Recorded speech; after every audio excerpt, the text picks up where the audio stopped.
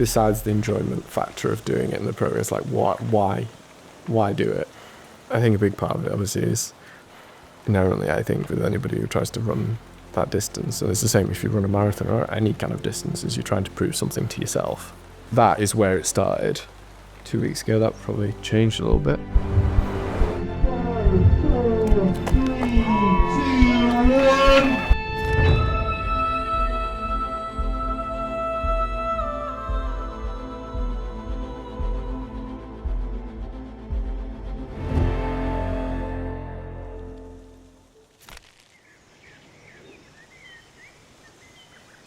I'm going to talk to the parish council. Come on. Come on. Hey. Come on, Dusty. This way. Come in. I'm Charlie Kay. I'm 29 and I've always lived in Yorkshire.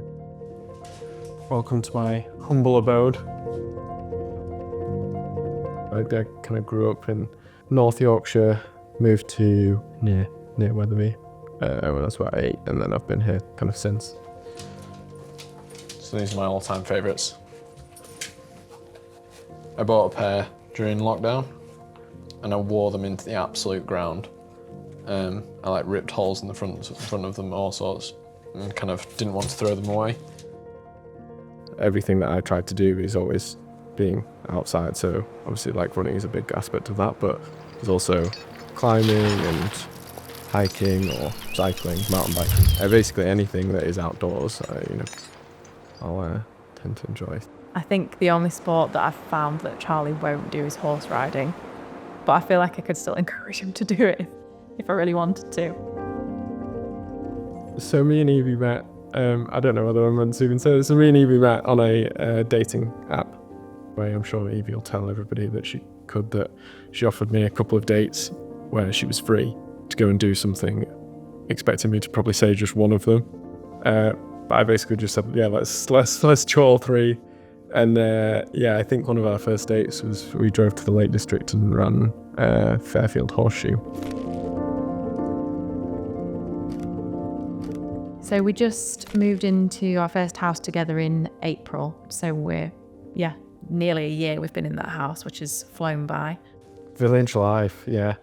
No, I think we like the village. I suppose you make a little bit of a sacrifice. Maybe it's like quite quiet and we'd maybe like to be closer to, shops or something like that. But then, you kind of go on the other hand, I can step out the door and be straight in the field.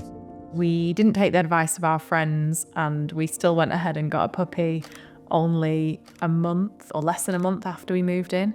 Yeah, when Dusty came in, oh my God. It was an experience for sure. Like, he is definitely part of the family now.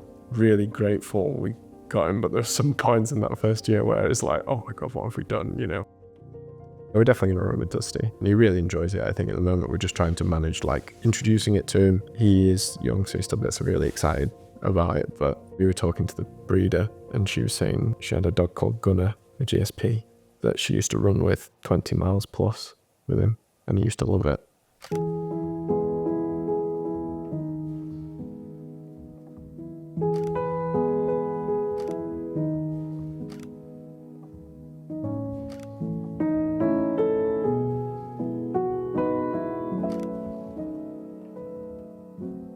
I mean, there's so many aspects to enjoying running, I think. There's obviously like the physical aspect of staying healthy, I think, is a huge thing. I don't think there's many people that will argue that running isn't one of the best ways to do that. There's all the talk about kind of runner's high afterwards, and there is that, sometimes you go out and run and push yourself to the kind of limits, and in the moment it's awful, and then afterwards there is that high. And I think that some of it inevitably is occasionally that, but I think for me, running, it really gives me time to clear my head.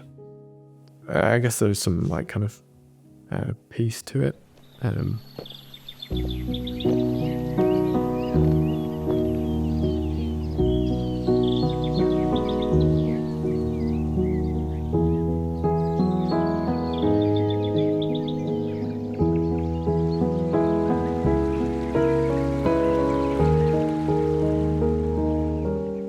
Quite often when I go road running, there's all the, there's road noise, there's people around, I end up running with headphones in, stuff like that, whereas I never really feel that need when I'm out on the fells. It's something that I just really enjoy, just to kind of clear my own head. So I guess like in that sense, that for me is more about the mental benefits that I get from running than the physical, which I think is probably what keeps me coming back. I can quite often tell if I haven't been running very much, like I can start to get probably more stressed than anything, and that kind of comes out in all different ways.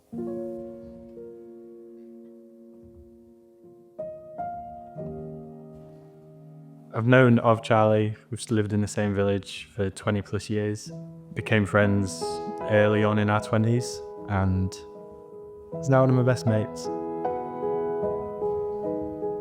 He's one of the kindest people you'd ever meet. He'd do absolutely anything for his friends. He's quiet and reserved when you first meet him, but once he comes out of his shell, he's one of the best people you can be around and have in your friendship group. I would say he's also very caring, supportive, understanding, funny. But I know that with all that, he also has this other side of him, like doing this ultramarathon.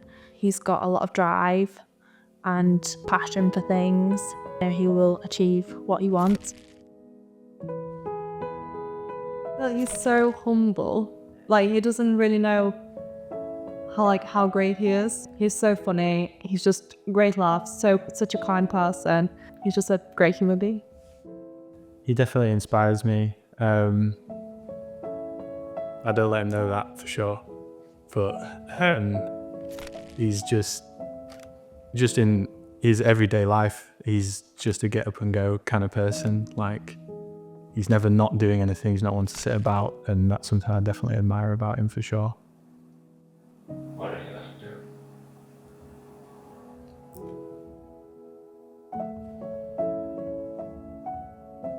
I don't let him know because it's bloke culture, isn't it? I think we're not ones for feelings, but it's one of those things, if I ever needed to talk about something, it's completely fine. I've had ups and downs in my life, and I know Charlie's always there, and I've opened up to him before, and you get all in your head saying, oh, I shouldn't say this, it's embarrassing. And then as soon as you say something, you think, I should have said this months earlier, something like that. He is very outdoorsy, very outgoing in that regard. He kind of starts off by really dragging me into a lot of his hobbies. So whether it be mountain biking, a lot of hiking, climbing, things like that, he likes to get involved with lots of different things. He's also a brave person, I would say. And some of the stuff that we did when we were younger, for sure, was driven more from the bravery on his end and the stupidity on mine. But I would say that's definitely something he's carried through into his adult life, and it's something that means that he goes after these different challenges and stretches himself, which, yeah, I think is really admirable. When Charlie first told me he was doing an ultramarathon, I at first didn't really doubt that it was something that he'd be able to achieve, but I also hadn't really looked in to find out what an ultramarathon actually is. And then when I did look at the size of the task he was undertaking and the elevation he was going to be running up, I did think this is a huge endeavour. So the ultra that I signed up to was Lakes in a Day, which is in October, and it's a 50-mile ultra, 4,000 ascent, runs from the north of the Lake District at Caldbeck to the south at Cartmel. Goes across all the terrain that the Lake District pretty much has. I signed up to it I guess because the Lake Districts is where probably I've had some of my best memories outdoors. You know, hiking with friends, running, Fairfield Horseshoe. The second date with Evie, you know, I think some of my best memories that I have doing stuff that I enjoy is in the lake, so that's why I really wanted to do it. I'd like to try and achieve it in kind of 13 hours, I think is doable. But yeah, I think weather probably plays a huge factor in all of this, as is the way when you kind of go over fells, so. As running distances get further and further, there's more elements that have to be thought about, and the smaller things multiply and get more serious. So there's like injuries and stuff like that maybe wouldn't present themselves in a 5k run become potentially serious problems the further you go. An ultramarathon, or the one that Charlie's doing, is just under double the marathon distance. It's past kind of giving your afternoon up to really tire yourself out, use any kind of stores you've got. It's really learning how to keep running for the best part of a day, and that just takes like another level of fitness and determination, and I think a lot of it is in your head as well. Once you start getting into ultra territory, it's really a mental effort. Like your body's screaming for you to stop, but you've got to override that and just keep pushing. Really being able to use whatever motivation you've got to keep going.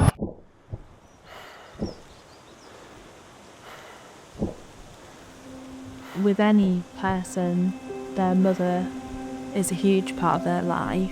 And obviously, because Shelley has passed away recently, quite suddenly, in quite a shocking situation, obviously Shelley means a huge amount to him. And you know that because they had such a close relationship, and it was his mum. So it is devastating and heartbreaking to see that she's not here anymore. Shelley passing, it's just a massive thing that you don't want any of your friends to go through. Definitely going to be there at the back of his mind. He's running the ultra. I think it's another form of motivation. I think Charlie's just such a family-orientated person, and I think this will give him that extra little bit of drive for being, my mum knew about this and I'm just going to do it with my mum at the back of my head. And I think, yeah, that will be an added factor to say that she's there with him. We always adored her. We'd always go around and she was always so welcoming and lovely to everybody. And it was just such a lovely household to go into, and it was always so warm and nice. And so, yeah, it's just a huge loss for sure. And yeah, I really don't know how he gets through it, to be honest. I think there's probably an extra little bit of motivation to it now of wanting to do it for, not just for me, but for her, and also to try and raise some money for a charity that looks into the kind of disease that she suffered from. And I think that in those tough moments, I think A, puts it into perspective, but B, makes those tough moments way, way easier. The motivation of it is for me, but also for her.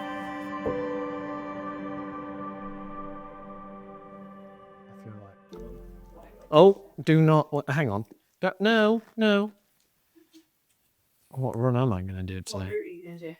I'm thinking down through Collingham and then just along the river. And it's just started chucking it down. Why watch? Top Gear, Grand Tour. Canage à Trois. Right, have a good Right, okay. I fear this is going to be a wet one. Should probably get a jacket.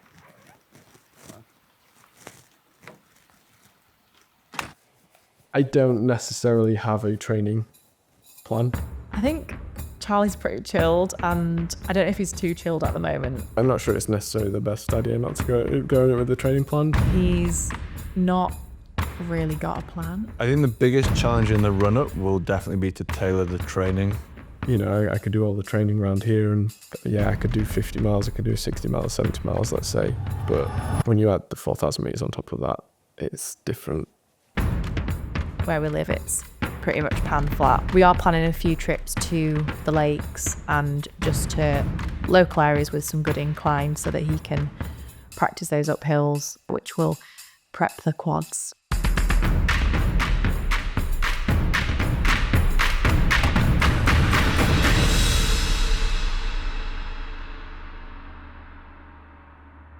If I was to train for this solo, I think would be really hard.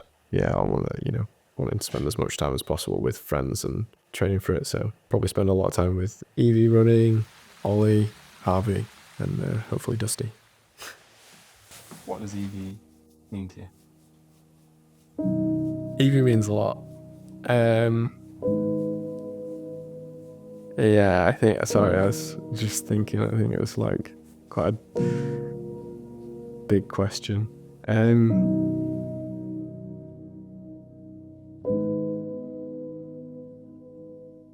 She means a lot, and quite quickly was a huge part of my life. inherently sometimes I second guess myself and I'm not like the most kind of inwardly or outwardly confident person. But I think Evie helps with that in a sense that she's so supportive of everything that I do and like what I'm trying to achieve kind of thing. I think she helps me kind of believe in what I'm doing, I guess, you know, like and that applies to like everything. And she helps me recognize what I actually am doing and not being my own harshest critic or being too critical of myself. But yeah, you know, besides that, I guess she's just, you know, a best friend. Hey.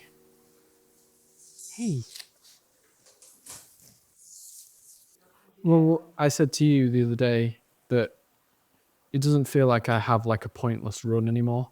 Do you know what I mean? Where you just go out and you're like, okay, I'm going to go do that loop. And I think it's about like 9K or, you know, I think every run has like a focus or let's say behind it, or a reason why you're doing it, which is nice.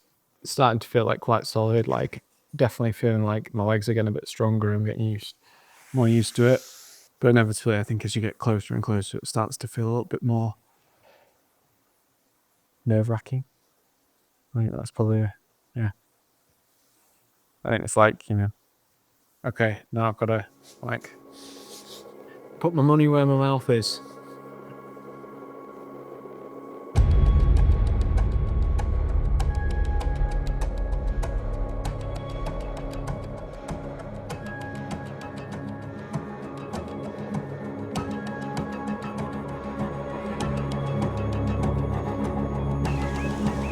The morning of the race was weirdly peaceful and calm, but underlying in the air there was, I think, a lot of apprehension with everyone knowing what was to come for the rest of the race. As I was stood on the start line, I was just thinking about all the reasons why I wanted to do it. Before I knew it, he was counting down from 5 and we were off, so.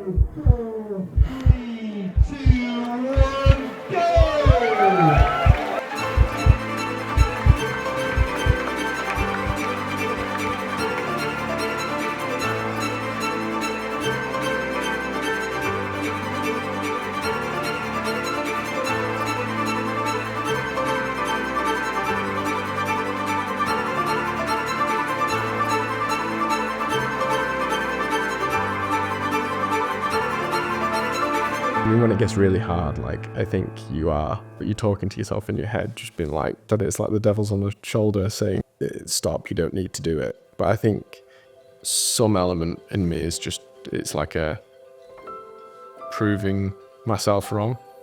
You know, you have so much of your mind and your body that's telling you to kind of stop that I think quite often mentally I want to kind of prove I don't need to listen to that.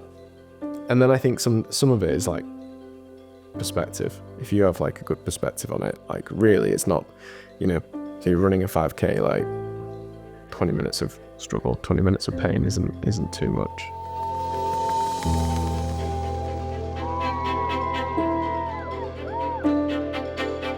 So there's a lot of incline in the race and it's going to be really challenging for a first ultra. There's a lot that could happen, you just don't know. It's such an unpredictable environment. And with it being in October, it could be really cold. With the trails, you don't know if they might be hidden. So if there's no one around him, then there's a possibility he could get lost.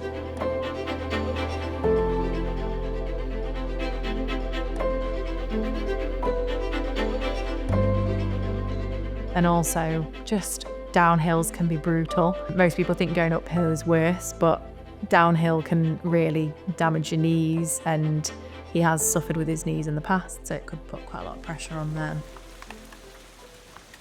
So I definitely hit a bit of a low point going from Clough Head across to Helvellyn. The kind of weather really turned at that point, so it was really hard, being buffeted by the wind, the cold, at various points, whether it was escaping off or getting to Ambleside and people just being too cold or something like that. But there was a lot of people who DNF'd during that period, more than once, and I'm probably not the only person at that time.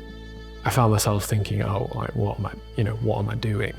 When the weather was so bad, I think that was probably quite a lot of people who were feeling the same. Certainly some low points and some questions at that time. My dad has this saying, and it kind of comes from his dad.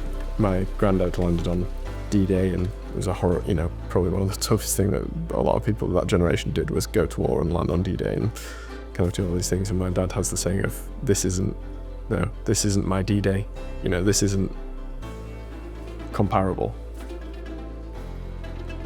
He has it for things that he finds tough or he thinks are going to be tricky or whatever. You kind of, I guess it's like having something in your mind that you hold on to that puts things into perspective again.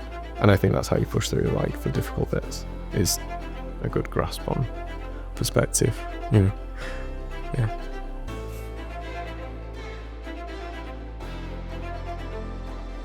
He's got a mental fortitude that means you can just keep plugging away. Like, even if he's hurting, he'll walk it, he'll crawl it. I think he's set on it. I think he'll definitely do it. There's absolutely no doubt in my mind that Charlie's going to do this. I'm going to be so proud of him when he crosses that finish line. He's one of those people who, if he puts his mind to it, he'll achieve it, and I have every faith in him that he will. He's putting in a lot of hard work behind the scenes, and he's got a lot of motivation there behind why he wants to complete it as well. I will be ridiculously, incredibly proud when he finishes the race. It's a huge distance. It's going to really take out of him. I hope he's booked the next day out of work. When I see him crossing the line, it's going to be amazing. I hope he's, as proud of himself as I will be. There will be tears, I'm sure.